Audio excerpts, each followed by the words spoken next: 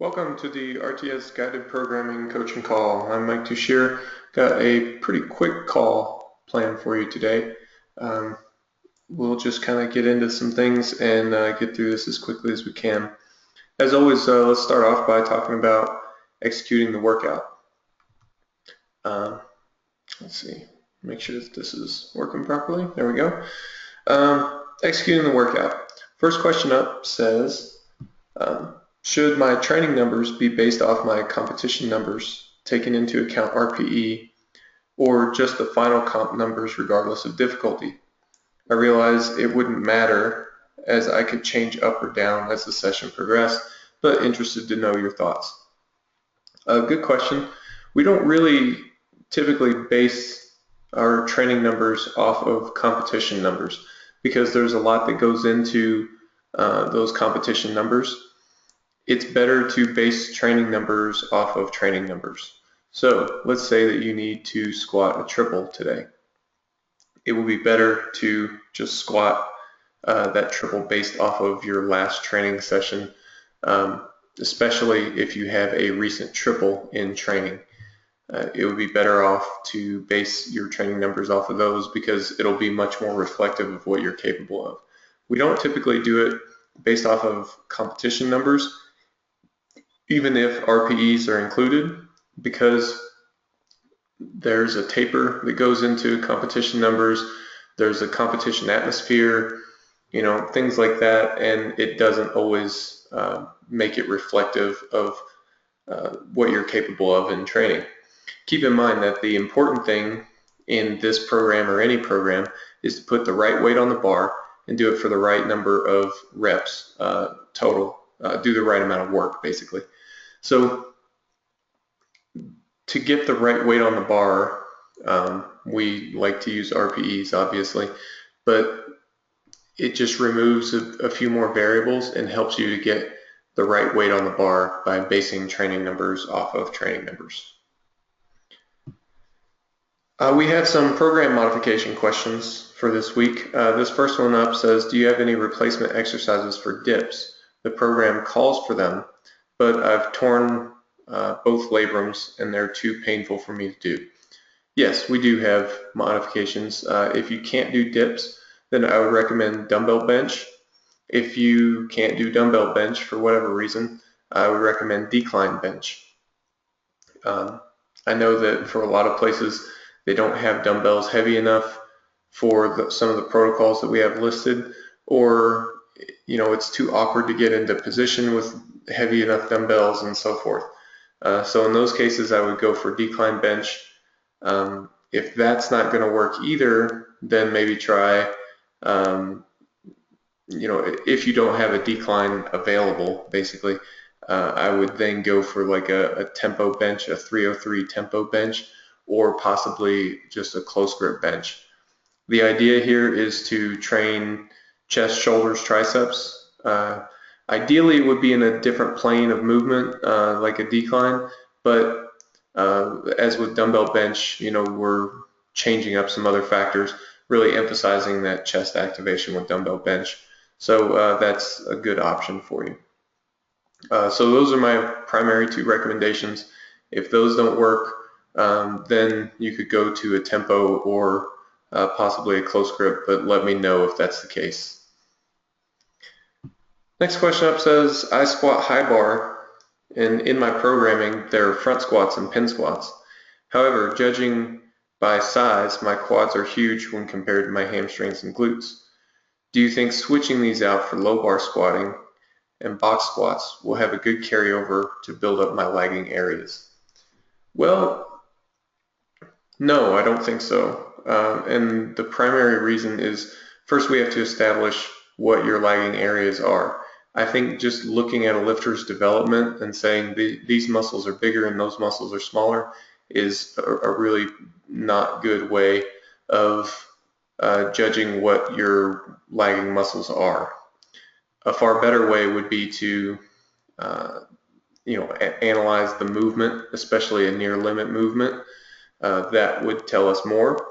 But also another way to look at it, if you are a high bar squatter, we know that high bar typically places more stress on the quads therefore your quads are bigger.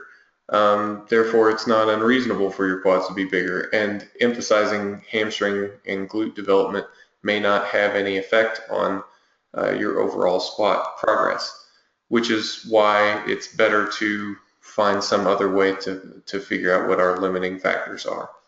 So in that case, I also want to just give you a little background on what the purpose of some of these movements are.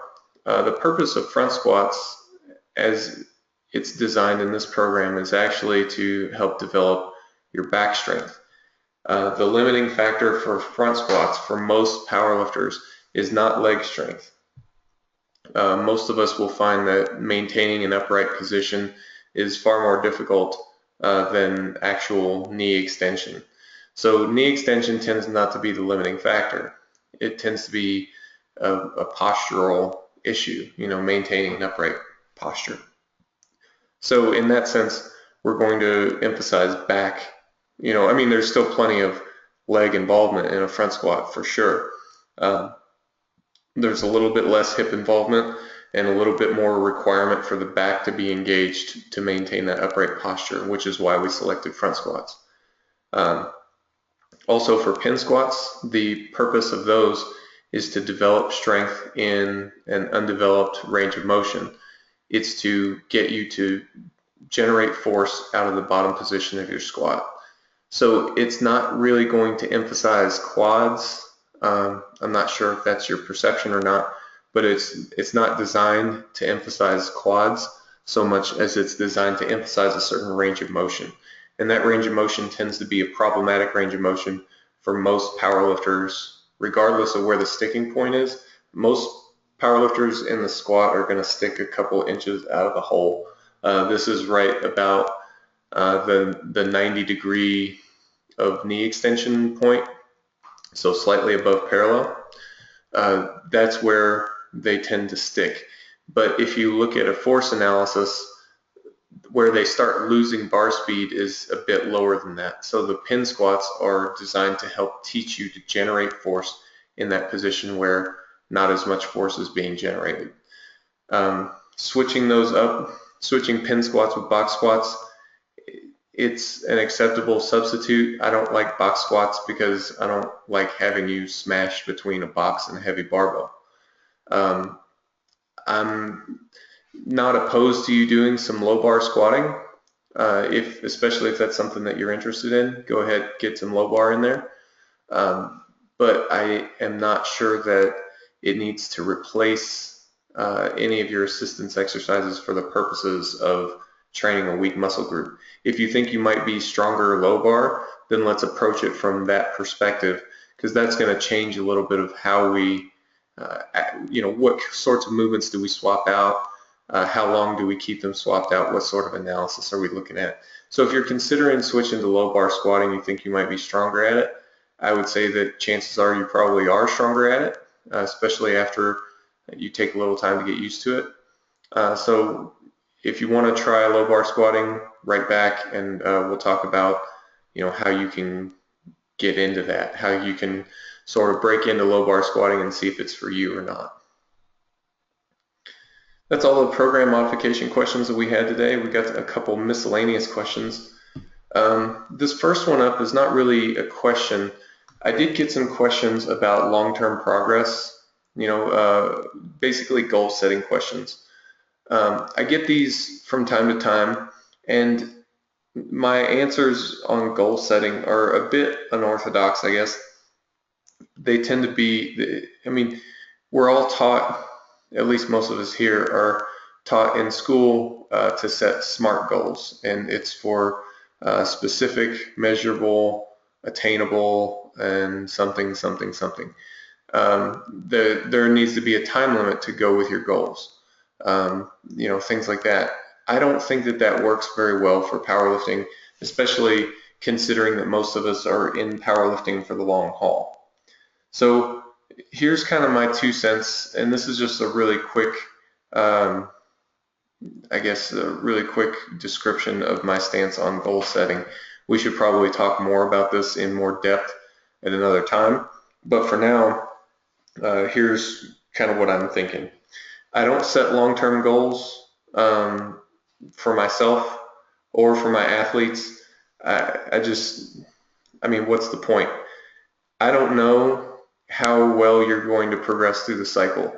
I don't I don't really know, like there's not a good way to model that. There's no, and even if there was, then it's still irrelevant. Like the setting of the goal, and having a specific number in mind is mostly irrelevant in terms of long-term goal setting. We can look 3 months ahead. I don't know what you're going to be lifting 3 months from now. I don't know what I'm going to be lifting 3 months from now, but I know that I'm going to lift as much as I can 3 months from now, and I'm going to do that by stacking up small victories between here and there. And that kind of takes me to the second point, which is instead I want you to focus on working hard and focus on setting short-term goals. And I mean like super short-term goals. So next week, focus on improving your squat a little bit next week. Really bring it to each session. I want you to bring it. I want you to work hard. Of course, take what's there. You have to be able to switch seamlessly between the coach's mentality and the athlete's mentality. But take what's there. But if it's there, you gotta take it. You gotta reach for it. If there's a 5-pound PR or a 10-pound PR, then have a little bit of aggressiveness to your stance. Take it. Get good at that switch between being the responsible coach and being the slightly aggressive athlete. And analyze with honesty. But then when it's time to get under the bar and get after it. So I think if you focus on those short-term goals, if you focus on making progress next week, get enough sleep, get enough nutrition, make sure that you're focused, make sure that your training is good, and take what's there for next week, then that's going to build up. And in 12 weeks, you're going to progress as fast as you can anyway. So that long-term goal, whatever you set, is irrelevant. Because if you undershot your goal, then you still progress as fast as you could because you did everything that you could every week. If you overshot your goal, then that goal wasn't going to be a help to you anyway. Now, long-term goals, and by long-term I mean like career level goals, those are going to emerge over time. They're still not terribly important though. Like I have some career level numbers that I want to hit for each of my lifts, but that's not something that drives anything in my training. That's just some kind of neat things that I think about when I'm just kind of driving down the road or something like that. That's going to emerge over time when you start to get a little bit better feel for what your potential might be. So that's kind of my take on goal setting. I know that it's a bit unorthodox in terms of what most people are told and taught about goal setting, but at least in the context of powerlifting, I think this is the way to go. Keep your focus on the short term, get as much as you can out of that. The long term is going to take care of itself.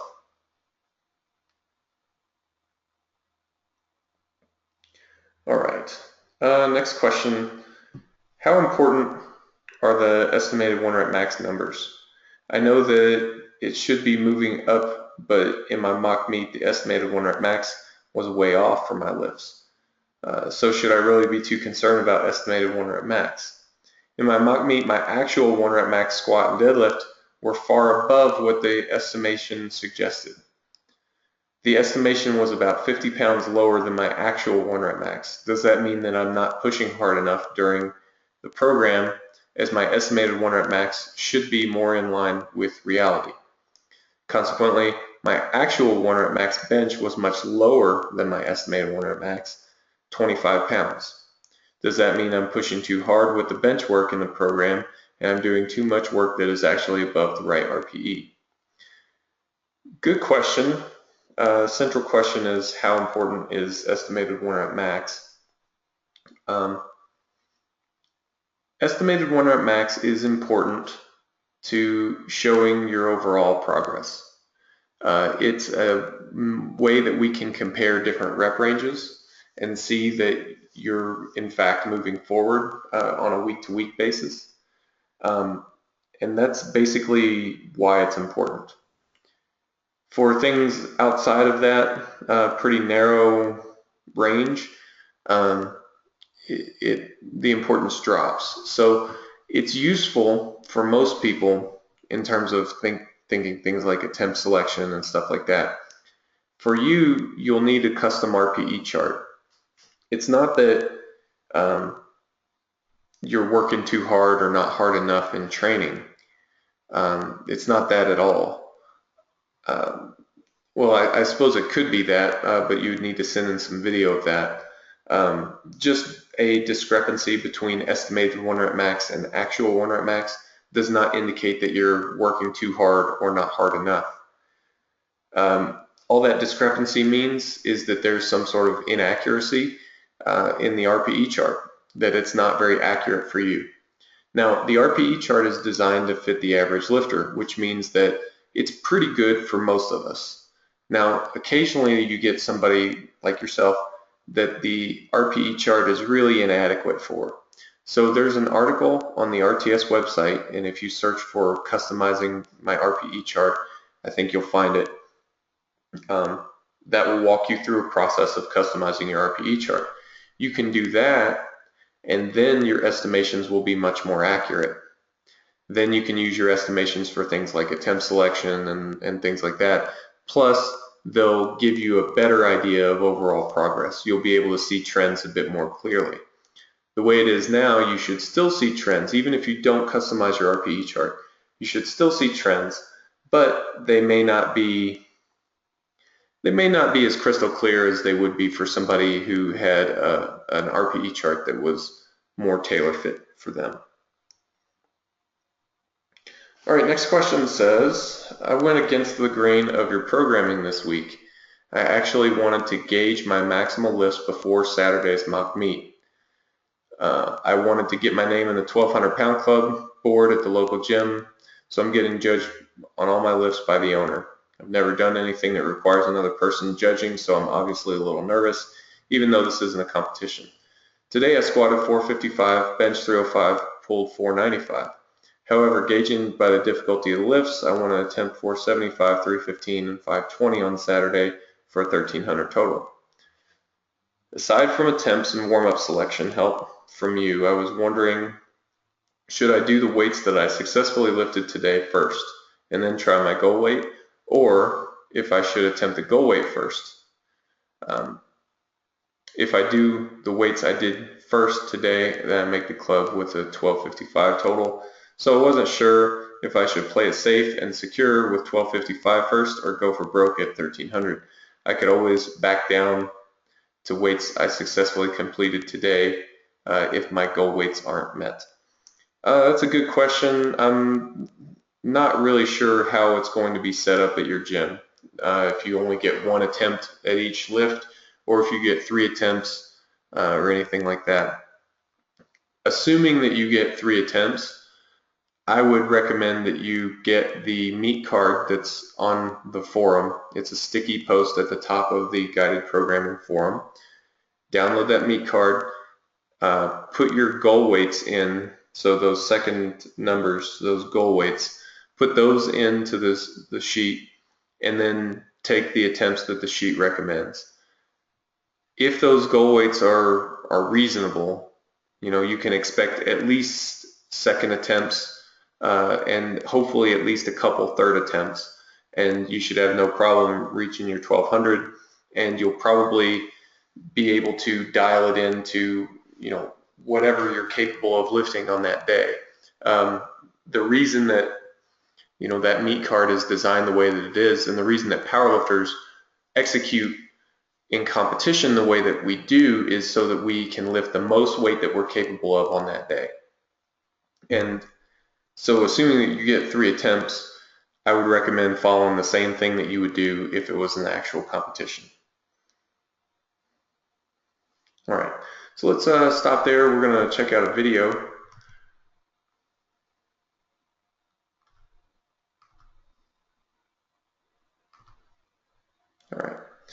Let's look at this video. First up, we need to go back to about 32.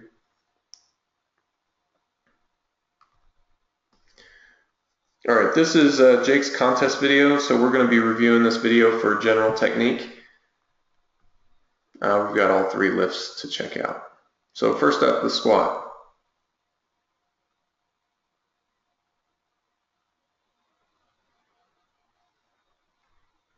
To be honest, nothing wrong with that squat. Let's check it out one more time. Yeah, I don't see any real technical flaws there. Alright, so we'll move on to your bench.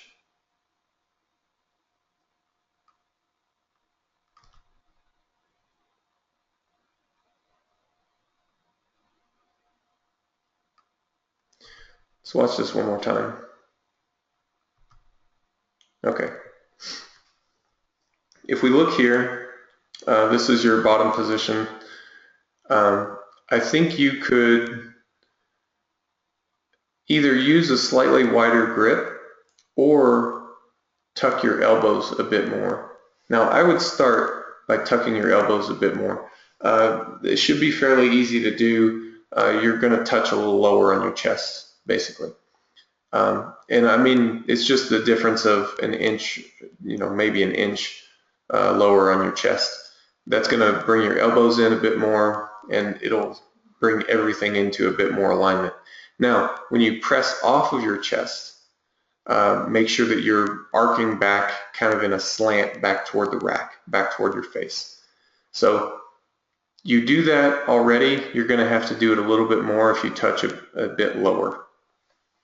Overall, not bad. It's just kind of a small critique. All right, and then the deadlift.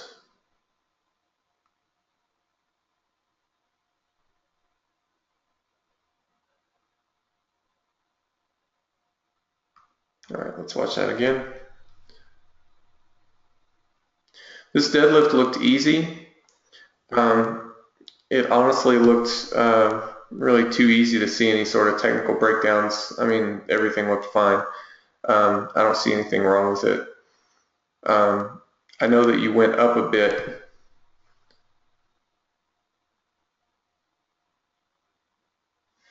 So this is 205. That looks pretty easy. You go up 15. So that's a pretty big jump. So 15 kilos at 205 level is a pretty big jump. It did look easy, but yeah, I don't know. I think it's just too much, maybe too big of a jump. So yeah, overall technique is good. Maybe a little bit needed as far as attempt selection goes, but I mean, I'm sure that you didn't put that in thinking that you would miss it. Everybody always puts in attempts thinking that they're going to make them. Yeah, maybe just a bit too big of a jump though. In the future, first attempt to second attempt can be 6 or 7%, but then second attempt to third attempt is usually 3 to 4% generally. It can be a little bit more, a little bit less than those, but not a lot. I mean, we're talking 205 to 220. 20 kilos would be 10%, so that's probably a 7% jump or so between your second and third attempt, which is just a little bit too big. I think maybe a 12 kilo jump is typically more what you want to see. So if the goal weight's 220, then that means that you go 207 on your second attempt, and that'll let you know a lot more about whether 220 is there or not. Or if 205 is your second attempt, then maybe you go 217, and 217 would have been really close. I think it would have been really close. Hard to tell though. Maybe it would have gone, maybe not.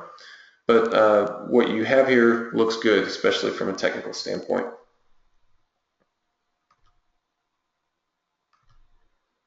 All right. It is explanation time. This one says, I'm wondering if it was part of the plan for me to get slightly beat up to increase my work capacity during these weeks? I'm asking because I may have gotten myself a bit too beat up, and I feel like I may be losing strength.